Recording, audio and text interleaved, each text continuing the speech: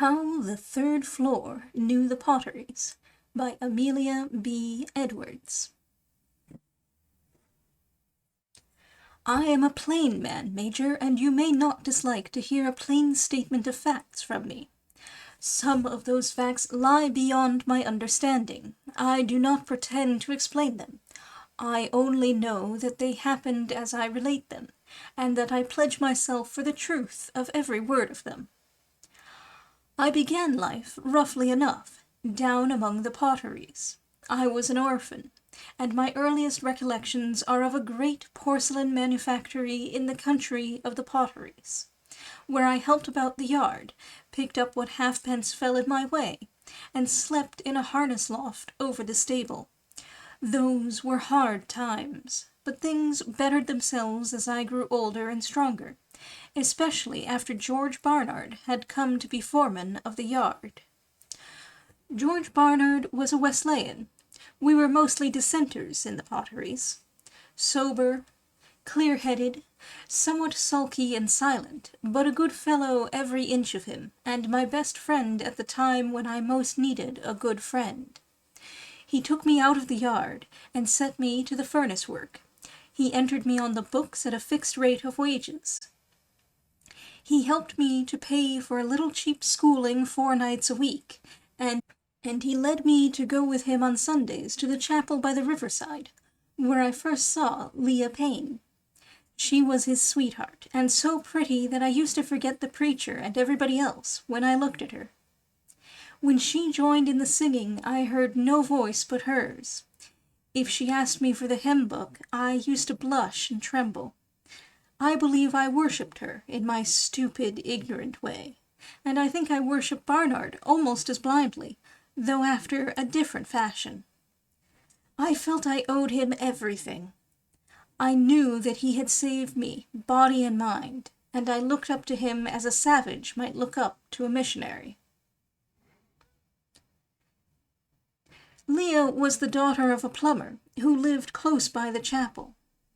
She was 20, and George about 7 or 38. Some captious folks said there was too much difference in their ages. But she was so serious-minded, and they loved each other so earnestly and quietly, that if nothing had come between them during their courtship, I don't believe the question of disparity would ever have troubled the happiness of their married lives. Something did come, however, and that something was a Frenchman called Louis Laroche. He was a painter on porcelain from the famous works at Sèvres, and our master, it was said, had engaged him for 3 years certain, at such wages as none of our own people, however skilful, could hope to command. It was about the beginning or middle of September when he first came among us. He looked very young, was small, dark, and well-made, had little white soft hands and a silky mustache, and spoke English nearly as well as I do. None of us liked him, but that was only natural, seeing how he was put over the head of every Englishman in the place. Besides, though he was always smiling and civil, we couldn't help seeing that he thought himself ever so much better than the rest of us. And that was not pleasant. Neither was it pleasant to see him strolling about the town, dressed just like a gentleman, when working hours were over, smoking good cigars when we were forced to be content with a pipe of common tobacco, hiring a horse on Sunday afternoons, when we were trudging afoot, and taking his pleasure as if the world was made for him to enjoy and us to work in.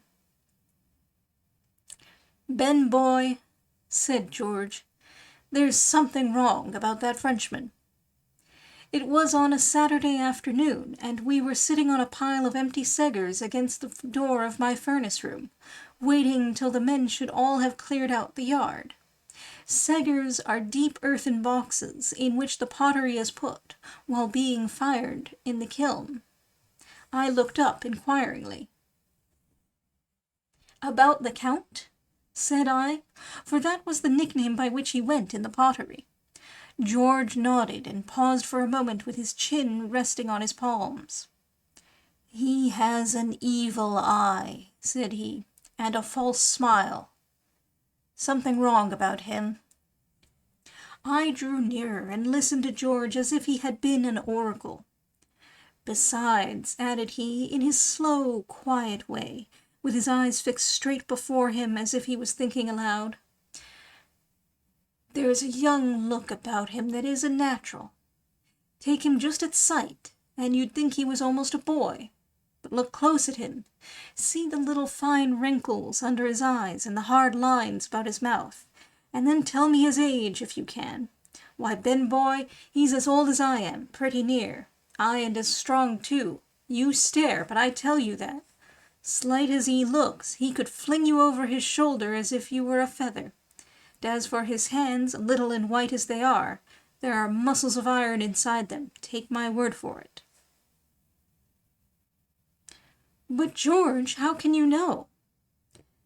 "Because I have a warning against him," replied George very gravely. "Because whenever he is by, I feel as if my eyes saw clearer and my ears heard keener than at other times. Maybe it's presumption, but I sometimes feel as if I had a call to guard myself and others against him. Look at the children, Ben, how they shrink away from him. And see there now, ask Captain what he thinks of him. Ben, that dog likes him no better than I do." I looked and saw Captain crouching by his kennel with his ears laid back, growling audibly, as the Frenchman came slowly down the steps leading from his own workshop at the upper end of the yard. On the last step he paused, lighted a cigar, glanced round as if to see whether anyone was by, and then walked straight over to within a couple of yards of the kennel. Captain gave a short, angry snarl, and laid his muzzle close down upon his paws, ready for a spring. The Frenchman folded his arms deliberately, fixed his eyes on the dog, and stood calmly smoking.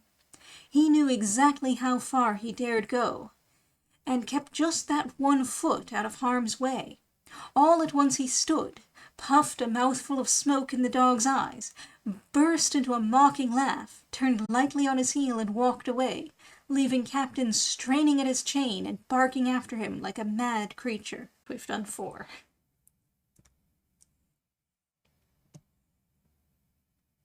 Days went by, and I, at work in my own department, saw no more of the Count. Sunday came, the 3rd, I think, after I had talked with George in the yard. Going with George to chapel as usual in the morning, I noticed that there was something strange and anxious in his voice, and that he scarcely opened his lips to me on the way. Still I said nothing. It was not my place to question him, and I remember thinking to myself that the cloud would all clear off as soon as he found himself by Leah's side, holding the same book and joining in the same hymn. It did not, however, for no Leah was there. I looked every moment to the door, expecting to see her sweet face coming in, but George never lifted his eyes from his book, or seemed to notice that her place was empty.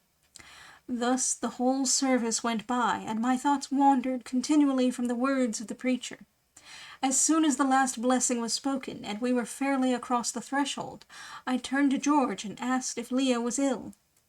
"No," said he, gloomily, "she's not ill."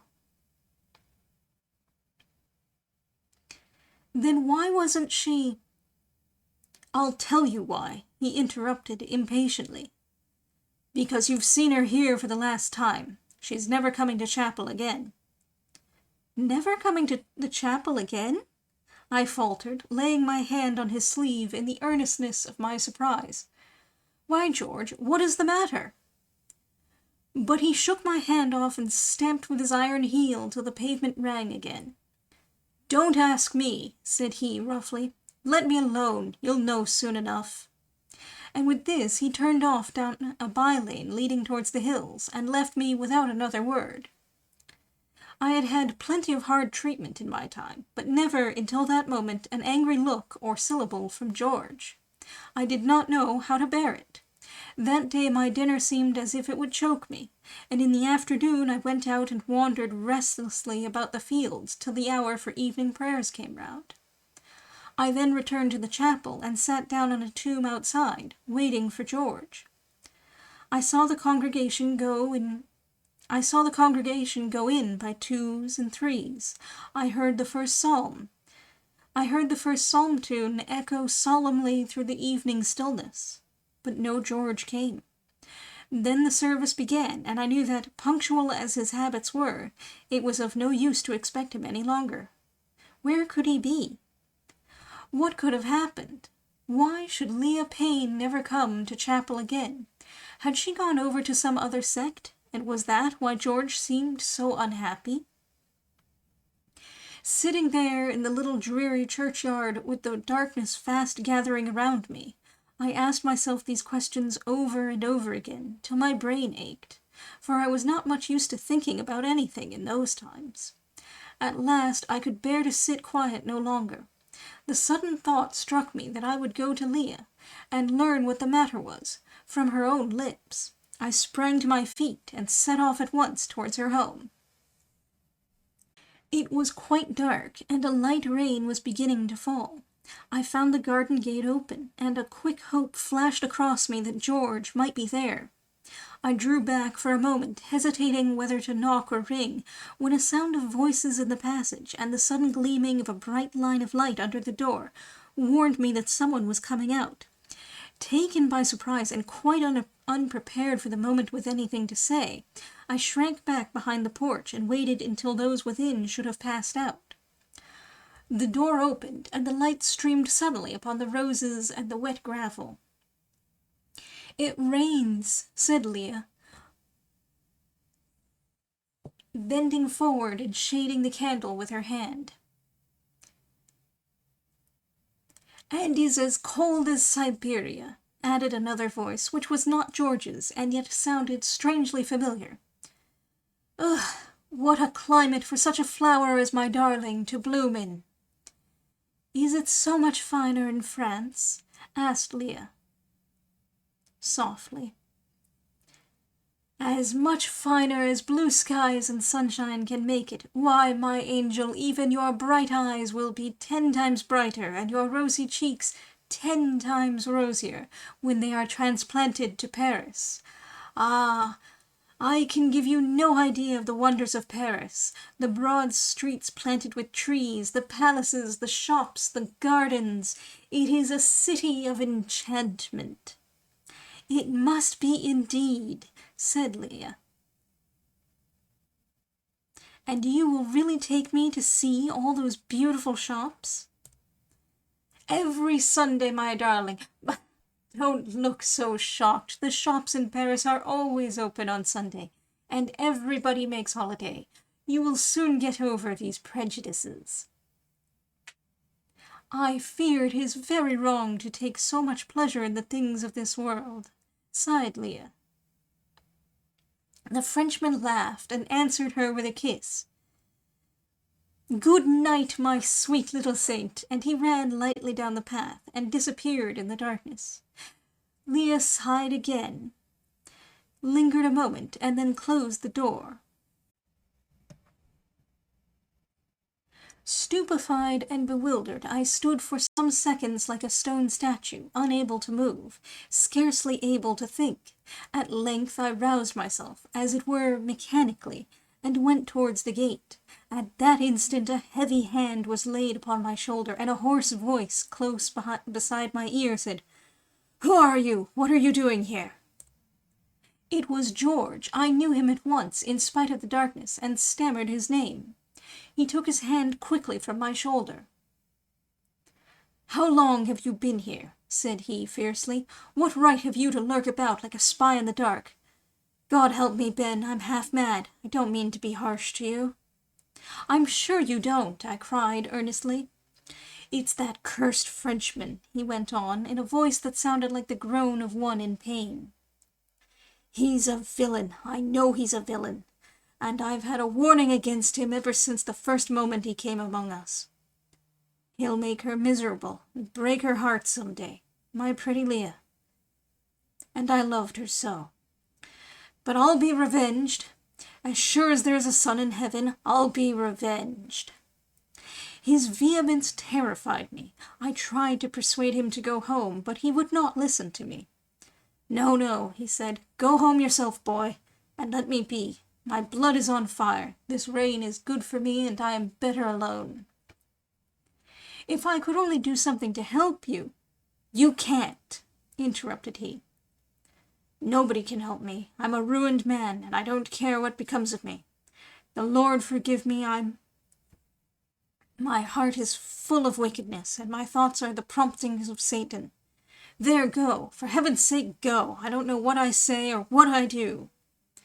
I went, for I did not dare refuse any longer, but I lingered a while at the corner of the street, and watched him pacing to and fro in the driving rain.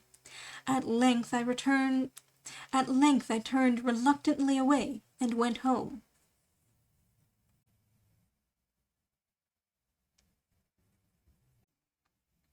I lay awake that night for hours, thinking over the events of the day, and hating the Frenchman from my very soul. I could not hate Leah. I had worshipped her too long and too faithfully for that, but I looked upon her as a creature given over to destruction. I fell asleep towards morning, and woke again shortly after daybreak. When I reached the pottery, I found George there before me, looking very pale, but quite himself, and setting the men to their work the same as usual. I said nothing about what had happened the day before.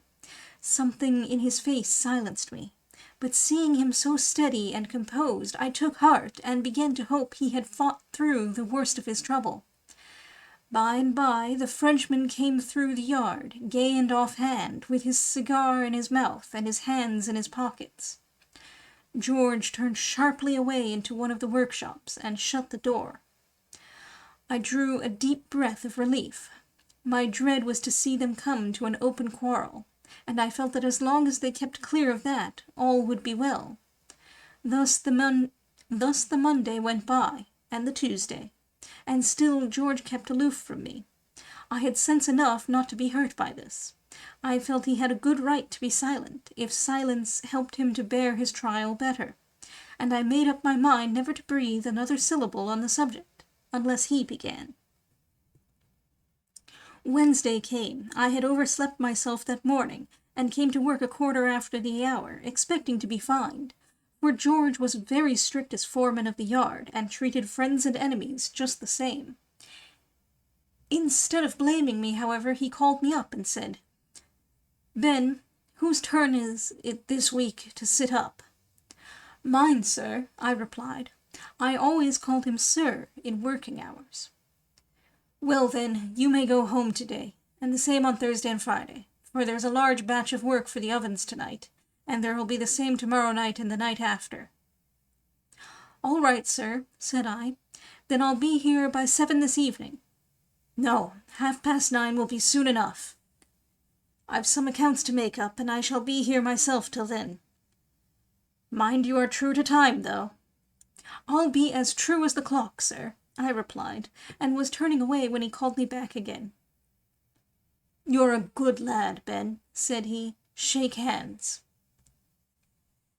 I seized his hand and pressed it warmly. "If I'm good for anything, George," I answered with all my heart, "it's you who have made me so. God bless you for it." "Amen," said he. "Amen," said he in a troubled voice, putting his hand to his hat. And so we parted.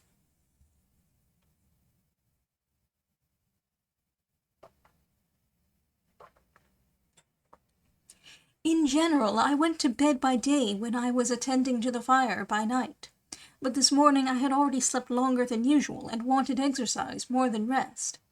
So I ran home, put a bit of bread and meat in my pocket, snatched up my big thorn stick, and started off for a long day in the country. When I came home, it was quite dark and beginning to rain, just as it had begun to rain at about the same time that wretched Sunday evening. So I changed my wet boots, had an early supper and a nap in the chimney corner, and went down to the works at a few minutes before 9:30. Arriving at the factory gate, I found it ajar, and so walked in and closed it after me. I remember thinking at the time that it was unlike George's usual caution to leave it so, but it passed from my mind next moment. Having slipped in the bolt, I then went straight over to George's little counting-house, where the gas was shining cheerfully in the window. Here also, somewhat to my surprise, I found the door open and the room empty. I went in. The threshold and part of the floor was wetted by the driving rain. The wages book was open on the desk. George's pen stood in the ink, and his hat hung on its usual peg in the corner. I concluded, of course, that he had gone round to the ovens. So, following him, I took down his hat and carried it with me, for it was now raining fast. The baking houses lay just opposite, on the other side of the yard. There were 3 of them, opening one out of the other, and in each the great furnace filled all the middle of the room. These furnaces are, in fact, large kilns built of brick, with an oven closed in by an iron door in the center of each, and a chimney going up through the roof. The pottery enclosed in cegars stands round inside on shelves, and has to be turned from time to time while the fire is going on. To turn these cegars, test the heat, and keep the fires up, was my work at the period of which I am now telling you, Major. Well, I went through the baking houses one after the other, and found all empty alike. Then a strange, vague, uneasy feeling came over me, and I began to wonder what could have become of George. It was possible that he might be in one of the workshops. So I ran over to the counting-house, lighted a lantern, and made a thorough survey of the yards. I tried the doors. They were all locked as usual. I peeped into the open sheds. They were all vacant. I called, "George! George!" in every part of the outer premises, but the wind and rain drove back my voice, and no other voice replied to it. Forced at last to believe that he was really gone, I took his hat back to the counting-house, put away the wages book, extinguished the gas, and prepared for my solitary watch.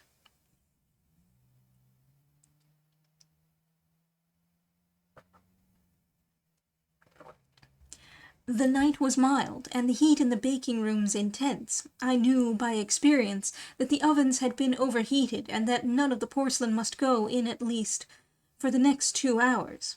So I carried my stool to the door, settled myself in a sheltered corner where the air could reach me, but not the rain, and fell to wondering where George could have gone, and why he should not have waited till the time appointed. That he had left in haste was clear, not because his hat remained behind, for he might have had a cap with him, but because he had left the book open and the gas lighted.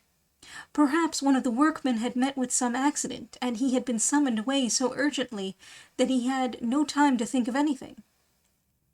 Perhaps he would even now come back presently to see that all was right before he went home to his lodgings. Turning these things over in my mind, I grew drowsy, my thoughts wandered, and I fell asleep. I cannot tell how long my nap lasted. I had walked a great distance that day, and I slept heavily. But I awoke all in a moment, with a sort of terror upon me, and looking up, saw George Barnard sitting on a stool before the oven door, with the firelight full upon his face. Ashamed to be found sleeping, I started to my feet. At the same instant he rose, turned away without even looking towards me, and went out into the next room. "Don't be angry, George," I cried, following him. "None of the cegars are in. I knew the fires were too strong, and—" The words died on my lips. I had followed him from the first room to the second, from the second to the third, and in the third I lost him. I could not believe my eyes. I opened the end door leading into the yard and looked out, but he was nowhere in sight. I went round to the back of the baking houses, looked behind the furnaces, ran over to the counting-house, called him by his name over and over again, but all was dark, silent, lonely as ever. Then I remembered how I had bolted the outer gate, and how impossible it was that he should have come in without ringing. Then, too, I began again to doubt the evidence of my own senses, and to think I must have been dreaming. I went back to my old post by the door of the first baking-house, and sat down for a moment to collect my thoughts. "In the first place," said I to myself, "there is but one outer gate. That outer gate I bolted on the inside, and it is bolted still. In the next place, I searched the premises and found all the sheds empty, and the workshop doors padlocked as usual on the outside. I proved that George was nowhere about when I came, and I know he could not have come in since, without my knowledge. Therefore it is a dream, it is certainly a dream, and there's an end of it." And with this I trimmed my lantern and proceeded to test the temperature of the furnaces. We used to do this, I should tell you, by the introduction of little roughly molded lumps of common fire clay. If the heat is too great, they crack. If too little, they remain damp and moist. If just right, they become firm and smooth all over, and pass into the biscuit stage. Well, I took my 3 little lumps of clay, put one in each oven, waited while I counted 500, and then went round again to see the results. The 2 first were in capital condition. The 3rd had flown into a dozen pieces. This proved that the segars might at once go into ovens 1 and 2, but that number 3 had been overheated, and must be allowed to go on cooling for an hour or 2 longer. I therefore stocked 1 and 2 with 9 rows of segars, 3 deep on each shelf, left the rest waiting till number 3 was in a condition to be trusted, and fearful of falling asleep again, now that the firing was in progress, walked up and down the rooms to keep myself awake. This was hot work, however, and I could not stand it very long, so I went back presently to my stool by the door, and fell to thinking about my dream. The more I thought of it, the more strangely real it seemed, and the more I felt convinced that I was actually on my feet, when I saw George get up and walk into the adjoining room. I was also certain that I had still continued to see him as he passed out of the 2nd room into the 3rd, and that at that time I was even following his very footsteps. Was it possible, I asked myself, that I could have been up and moving and yet not quite awake? I had heard of people walking in their sleep. Could it be that I was walking in mine, and never waked till I reached the cool air of the yard? All this seemed likely enough, so I dismissed the matter from my mind, and passed the rest of the night in attending to the segars, adding fresh fuel from time to time to the furnaces of the 1st and 2nd ovens, and now and then taking a turn through the yards. As for number 3, it kept up its heat to such a degree that it was almost day before I dared to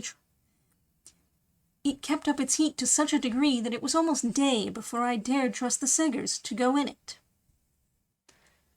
Thus the hours went by, and at 7:30 on Thursday morning the men came to their work. It was now my turn to go off duty, but I wanted to see George before I left, and so waited for him in the counting-house, while a lad named Steve Storr took my place at the ovens. But the clock went on from 7:30 to 7:15, then to 8 o'clock, then to 8:15, and still George never made his appearance. At length, when the hand got round to 8:30, I grew weary of waiting, took up my hat, ran home, went to bed, and slept profoundly until past 4 in the afternoon.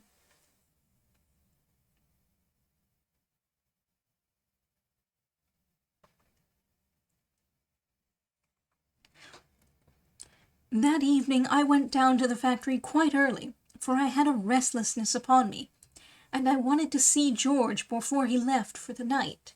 This time I found the gate bolted, and I rang for admittance. "How early you are, Ben," said Steve Storr, as he let me in. "Mr. Barnard's not gone?" I asked quickly, for I saw at the first glance that the gas was out in the counting-house.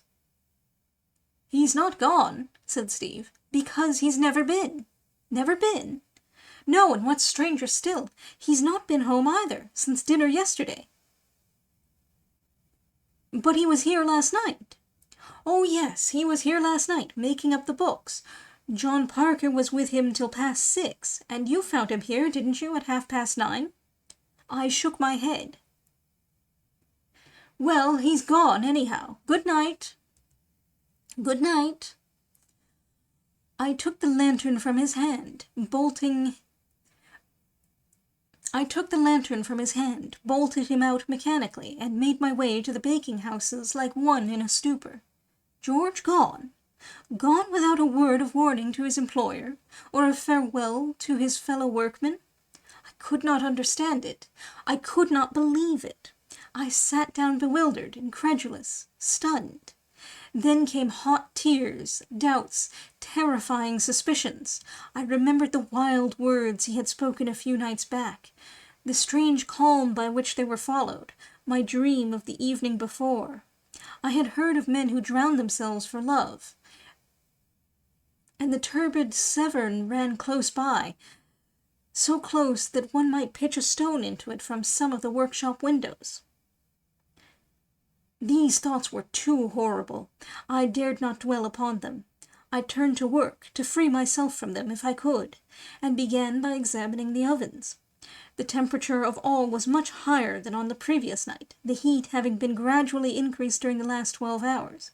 It was now my business to keep the heat on the increase for 12 more, after which it would be allowed, as gradually, to subside, until the pottery was cool enough for removal. To turn the seggers and add fuel to the 2 first furnaces was my first work. As before, I found number 3 in advance of the others, and so left it for half an hour, or an hour. I then went round the yard, tried the doors, let the dog loose, and brought him back with me to the baking-houses, for company. After that, I set my lantern on a shelf beside the door, took a book from my pocket, and began to read. I remember the title of the book as well as possible. It was called Beauclerk's Art of Angling, and contained little rude cuts of all kinds of artificial flies, hooks, and other tackle. But I could not keep my mind to it for 2 minutes together, and at last I gave it up in despair, covered my face with my hands, and fell into a long, absorbing, painful train of thought. A considerable time had gone by thus, maybe an hour, when I was roused by a low whimpering howl from Captain, who was lying at my feet. I looked up with a start, just as I had started from sleep the night before, and with the same vague terror, and saw, exactly in the same place and in the same attitude, with the firelight full upon him, George Barnard. At this sight a fear heavier than the fear of death fell upon me, and my tongue seemed paralyzed in my mouth. Then, just as last night, he rose, or seemed to rise, and went slowly out into the next room. A power stronger than myself appeared to compel me, reluctantly, to follow him. I saw him pass through the 2nd room, cross the threshold of the 3rd room, walk straight up to the oven, and there pause. He then turned, for the first time, with the glare of the red firelight pouring out upon him from the open door of the furnace, and looked at me, face to face. In the same instant his whole frame and countenance seemed to glow and become transparent, as if the fire were all within him and around him, and in that glow he became, as it were, absorbed into the furnace, and disappeared. I uttered a wild cry, tried to stagger from the room, and fell insensible before I reached the door.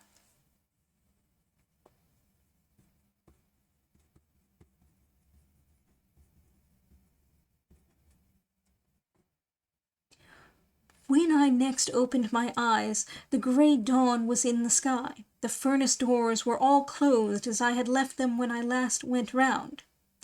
The dog was quietly sleeping not far from my side, and the men were ringing at the gate to be let in. I told my tale from beginning to end, and was laughed at, as a matter of course, by all who heard it. When it was found, however, that my statements never varied, and above all, that George Barnard continued absent, some few began to talk it over seriously, and among those few the master of the works. He forbade the furnace to be cleared out, called in the aid of a celebrated naturalist, and had the ashes submitted to a scientific examination. The result was as follows. The ashes were found to have been largely saturated with some kind of fatty animal matter. A considerable portion of those ashes consisted of charred bone. A semicircular piece of iron, which evidently had once been the heel of a workman's heavy boot, was found half fused at one corner of the furnace. Near it, a tibia bone, which still retained sufficient of its original form and texture to render identification possible. This bone, however, was so much charred that it fell into powder on being handled. After this, not many doubted that George Barnard had been foully murdered, and that his body had been thrust into the furnace. Suspicion fell upon Louis Laroche. He was arrested, a coroner's inquest was held, and every circumstance connected with the night of the murder was as thoroughly sifted and investigated as possible. All the sifting in the world, however, failed either to clear or to condemn Louis Laroche. On the very night of his release, he left the place by the mail train, and was never seen or heard of there again. As for Leah, I know not what became of her. I went away myself before many weeks were over, and never have set foot among the Potteries from that hour to this. The end. Finis.